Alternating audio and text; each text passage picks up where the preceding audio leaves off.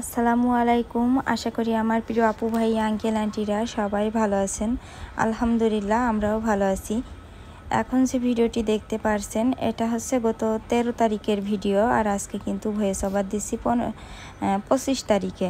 তো মাঝখানে অনেক দিন চলে গেছে, আসলে ভিডিওটা এডিট করাও হয়নি, ভয়েস ওভারও দেওয়া হয়নি। তো যাই হোক 13 তারিখে রাফির মাদ্রাসা ছুটি দিয়ে দিছিল, ঈদের ছুটি আর কি, ঈদের রমজানের ছুটি। তো ওই 13 তারিখে রাফির মাদ্রাসায় দিয়ে আমি গেছিলাম মার কাছে একটু মাকে বলতে আর কি, যে রাফির মাদ্রাসা আজকে ছুটি দিয়ে দেবে, এর ভিতরে আমি আর আসতে পারবো না ঈদের পর ছাড়া। তা না হলে মা আবার অপেক্ষা করে থাকে, পথের দিকে তাকিয়ে থাকে আর কি, যে মনে হয় আমি আসবানে। আর মার তো মানে ফোনে বললে মা বুঝতে পারে না, মার একটু কানে সমস্যা আছে।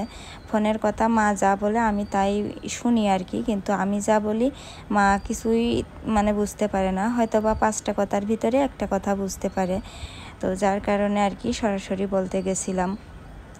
তো মার ওখান থেকে আমি এখন রাফির মাদ্রাসার দিকে যাচ্ছি। আর দেখেন কি পরিমাণে রোদ, রোজা রেখে এই রোদের ভিতরে খুব কষ্ট হবে না আমার আনাসের কোলে নিয়ে আসতে। তো যার কারণে মা একটা ছাতা দিয়েছে আমার। তো দেখেন সেই ছাতা মাথায় দিয়ে আমি রাফির মাদ্রাসার দিকে যাচ্ছি আর কি, কারণ 12টা 15 ছুটি, তো এখন 12টা বাজে আর কি। তো ভাবলাম যে একটু ক্যামেরাটা অন করে আপনাদের সাথে কথা বলি। আর আনাস দেখেন পিছনে খেলা করছে। আর যাই হোক পিছনে দেখেন কি সুন্দর সবুজ মাঠ। তো যাই হোক আমার প্রিয় আপু ভাই আঙ্কেল আন্টিরা দয়া করে পুরো ভিডিওটি দেখবেন, ইনশাল্লাহ আপনাদের ভালো লাগবে। আর ভালো লাগলে অবশ্যই একটি লাইক দিবেন। তো দেখেন এখন ব্যাক ক্যামেরা দিলাম। তো আমার আনাস মাশাল্লাহ যাওয়ার সময় একটু কোলে উঠিল, কিন্তু আসার সময় ওর মানে বানরের কথা বলছি যে আব্বু হেঁটে হেঁটে চলো, তাহলে ওই রাস্তায় বানর বসে আছে, বানর দেখতে পারবা না। তো ও আবার বলছে আম্মু তাড়াতাড়ি যাই, আমি বানর দেখব। তো দেখেন দৌড়ে চলে যাচ্ছে, সামনে নাকি বানর বসে আছে দেখার জন্য। তো যাই হোক একটু এভাবে বলে বলে আর কি হাঁটিয়ে নিয়ে আসলাম, গল্প করতে করতে আর কি। তো প্রায় মাদ্রাসার কাছাকাছি চলে আসছি আর কি, এখনও বেশ খানিক পথ আসলে। তো যাচ্ছি, চারদিকে দেখেন গাছপালা, আর গাছে কিন্তু ফাল্গুন মাসে সব পাতা পড়ে যায়, পড়ে যাওয়ার পরে নতুন পাতা বের হয়, দেখতে খুবই ভালো লাগে। তো আনাস ওইখানে যেয়ে আবার বলছে জামু বানর কই। তো আমি বলছি আর একটু দৌড়ে যাও সামনে, আর একটু সামনে গেলেই বানর আছে। তো এইভাবে গল্প করতে করতে ওর সাথে আর কি পথ এগিয়ে নিয়ে যাচ্ছি।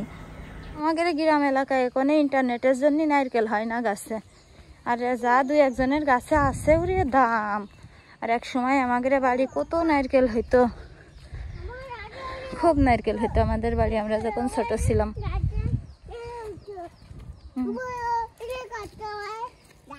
হ্যাঁ। তো যাই হোক পরে রাফির মাদ্রাসায় আসলাম, আসার পরে ছুটি দেওয়ার পরে অনেক মানে ভিড় থাকে, যার কারণে আর রোদে গরমে গাড়ি টাড়ি তাড়াতাড়ি উঠে জায়গা ধরতে হয়, যার কারণে আর ভিডিও করা হয়নি। তো বাড়ি আসলাম, এসে তারপর কাপড় টাপড় বোরকা টোরকা খুলে এখন এই যে দেখেন একটু ভাবলাম যে কি ভিডিও করব কি করব। রোজা রেখে আসলে সারাদিন রান্না টান্না নাই, তেমন একটা কাজও নাই, যার কারণে ওই বিকালবেলা একবার রান্না করা লাগে। তো আস্তে আস্তে আনাস আবার পথে ঘুমিয়ে পড়েছে, ও দেখেন বিছানার উপরে ঘুমিয়ে আছে। তো এখন এই যে আমার যে ব্যাগ, এই ব্যাগটা প্রতিদিন যেহেতু রাফির মাদ্রাসায় যাওয়া পড়ে, এদিক ওদিক যাওয়া পড়ে, ব্যাগটা খুব ময়লা হয়েছে। তো ভাবছি এখন অনেক রোদ হয়েছে, কড়া রোদ, তো এই রোদে ব্যাগটা পরিষ্কার করে রোদে দেব, শুকিয়ে যাবে আর কি। তো যাই হোক এখানে বসে রয়েছি, মা আবার কটা কুমড়ো ডালের বড়ি দিয়েছে, তাই নিয়ে বসেছিলাম। তো দেখেন আনাস অনেক বড় একটা ঘুম দিচ্ছে, এখনও উঠিনি।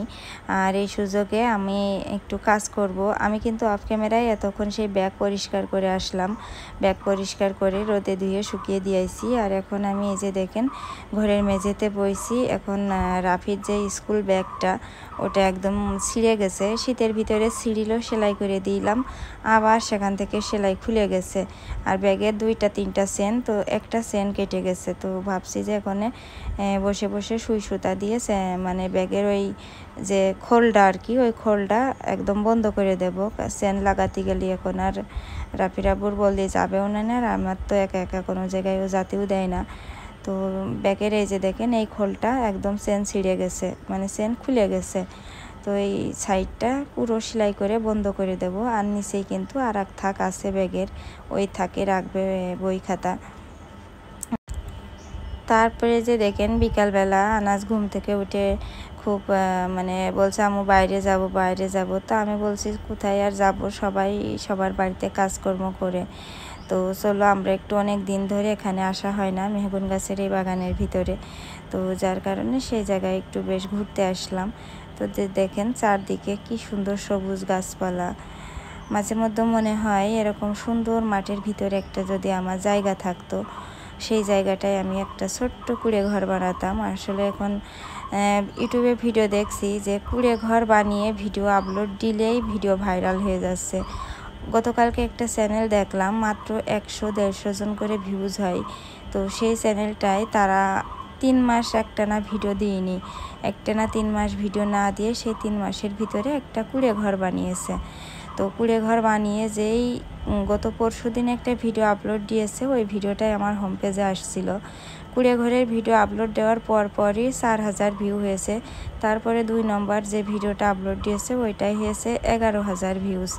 তো আসলে কি বলবো, এই চ্যানেলগুলো দেখলে খুব মানে মনের ভিতর অনেক শখ জাগে যে আসলে আমার না আছে কেউ সাপোর্ট করা লোক, সাহায্য করা লোক।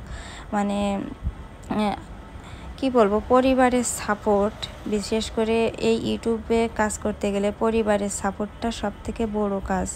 মানে টাকা পয়সার থেকেও পরিবারের সাপোর্টটা আগে বেশি লাগে। তো পরিবারের সাপোর্টই নেই, কোনো কাজে সাহায্য করার মতনও কেউ নেই, একা একা আর কী করবো। এই জন্য আর কি ইউটিউবের হালটাই একদম আমি ছেড়ে দিয়েছি, যে কপালে যা আছে তাই আছে। কারণ একা 4টে বছর অনেক পরিশ্রম করেছি এই চ্যানেলের পিছনে, আর এখন পারছি না। ছেলে দুটো নিয়ে, ছেলে রাফির পড়াশোনার চাপ, রাফির পড়াশোনা, আনাজ দিন দিন যত বড় হচ্ছে ততই আরও মানে দুষ্টামিতে। তারপরে নিজের শরীরটাও ঠিকঠাক ভালো না, যার কারণে মানে অসুস্থ পড়ে থাকলেও কিন্তু ওষুধ খাওয়ার মতন কোনো ব্যবস্থা নেই।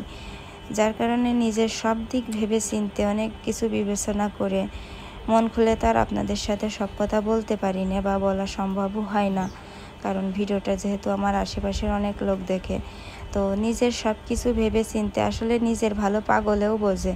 তো আমার ভালো আমি কিন্তু এতদিন বুঝিনি, 4টে বছর না, আজ 11টা বছরের ভিতরে কিন্তু আমি বুঝতে পারিনি। কিন্তু এই যে আজ 2-1 মাস ধরে নিজের ভালো বোঝা শিখলাম। তো যাই হোক, এখন থেকে নিজের ভালো বুঝবো, নিজে ভালো থাকবো কিভাবে, নিজের শরীর ভালো থাকবে কিভাবে, সেটাই চিন্তা করব। মানে এক কথায় যে মানুষ আছে না যে স্বার্থপর, তো আসলে দুনিয়াতে স্বার্থপর না হলে না মানে ভালো থাকা যায় না। তো এখন থেকে সব সময় নিজের শরীর ভালো থাকবে কিভাবে সেই চিন্তা করব, আমি ভালো থাকবো কিভাবে সেই চিন্তা করব। কারণ আমি অসুস্থ হয়ে পড়ে থাকলেও আমার দেখার কোনো লোক নেই বা খোঁজ নেওয়ার কোনো লোক নেই। বাপের বাড়িতেও কেউ নাই, শ্বশুর বাড়িতেও কেউ নাই, যার কারণে নিজের ভালো থাকার চিন্তা নিজেরই করতে হবে। তো এই সব কিছু ভেবে চিন্তেই কিন্তু, যেহেতু চ্যানেলটা আমি অনেক দূরে নিয়ে যাওয়ার অনেক স্বপ্ন ছিল, সন্তানের মতন করে বড় করেছি এই চ্যানেলটা, সেই জায়গায় নিয়ে আইছি, সেই চ্যানেলটা আমি পারলাম না। তো যার কারণে হাল ছেড়ে দিয়েছি, যেভাবে চলছে, যেভাবে টুকটাক ভিডিও দিচ্ছি এভাবেই চলতে থাকুক। আর এত পরিশ্রম করে, এত কষ্ট করে কি করব, একা কষ্ট করা সম্ভব না আমার পক্ষে। কপালে যা আছে, আল্লাহ যা কপালে লিখে রেখেছে সেটাই ভাগ্য মনে করে আর কি জীবন কাটাবো আর কি ভালো। তো যাই হোক, অনেক কথা বললাম, দয়া করে কেউ কিছু মনে করবেন না আপনারা আর কি।